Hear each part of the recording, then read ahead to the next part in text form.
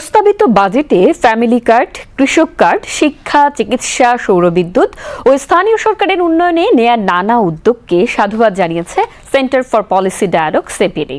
পাশাপাশি অর্থ ব্যবহারে স্বচ্ছতা নিশ্চিতের তাগিদ দেওয়া হয়েছে।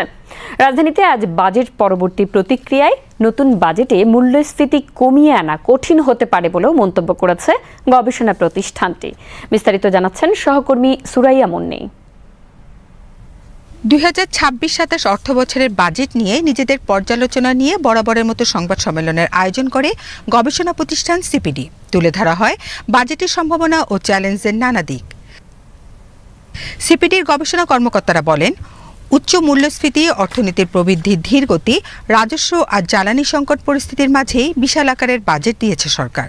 এতে বড় আকাঙ্ক্ষার প্রতিফলন থাকলেও বাস্তবায়ন করা বড় চ্যালেঞ্জ হবে সরকারের জন্য।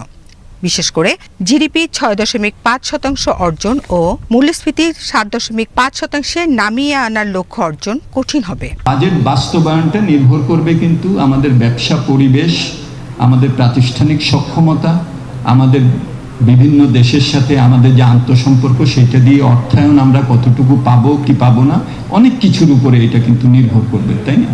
সুতরাং অবশ্যই আইন শৃঙ্খলা পরিস্থিতি গুরুত্বপূর্ণ হবে। বিনিয়োগে যতই আমরা প্রণোদনা এবং বিভিন্ন ধরনের শুল্ক ছাড় ইত্যাদি দেই, এগুলো বাস্তবায়ন করতে গেলে একটা ব্যবসা পরিবেশ অবশ্যই লাগবে। আমরা আশা করব যে আমাদের রাজনীতিবিদরা, সরকার এবং নীতি নির্ধারকরা এটার ব্যাপারে নিশ্চয়ই তারা থাকবে। বাজেটে জমি ও ভবন কেনার ক্ষেত্রে কালো টাকা সাদা করার সুযোগ থাকছে। এটা কর ন্যায্যতাকে বৈষম্যের মুখে ফেলবে। বাড়বে কর বৈষম্য বলে দাবি সিপিডির। বৈদেশিক ঋণ নেওয়ার ক্ষেত্রে সতর্ক হওয়ার পরামর্শ তাদের। প্রচেষ্টা অনেক দেখা যাচ্ছে, করের ছাড়ের এবং কর কমানোর অনেক ধরনের প্রচেষ্টা, অর্থাৎ জনগণকে একটা স্বস্তি দেওয়া, ব্যক্তি খাতকেও স্বস্তি দেওয়ার একটা চেষ্টা করা হয়েছে।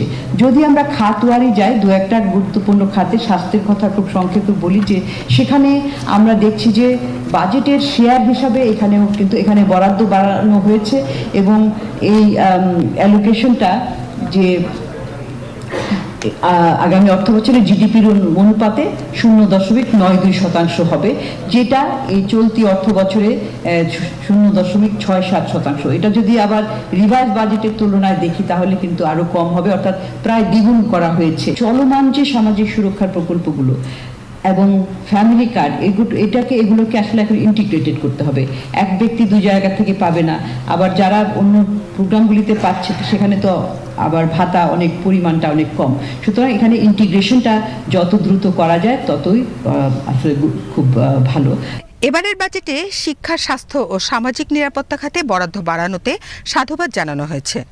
শুধু বরাদ্দ বাড়লেই হবে না, তার যথাযথ তদারকিতে জোর দেওয়ার আহ্বানও জানায় CPD. Suraiya Munni, BTV news, Dhaka.